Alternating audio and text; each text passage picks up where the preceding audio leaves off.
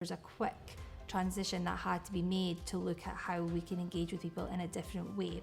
This lent itself to the home learning programme, which was established in April time, as there was a kind of a national need for STEM resources online for schools, but more importantly for the families that were homeschooling. We couldn't do that alone. We are one organisation and we needed the help and support of our partners. Because we didn't have our staff team here, ensuring that partners were on board, like the University of Dundee, ensured that our science was accurate, that the themes of the week were relevant. So we were collaborating together to brainstorm for ideas on how we could create activities for children to do at home that would help them learn more about the world of microbes.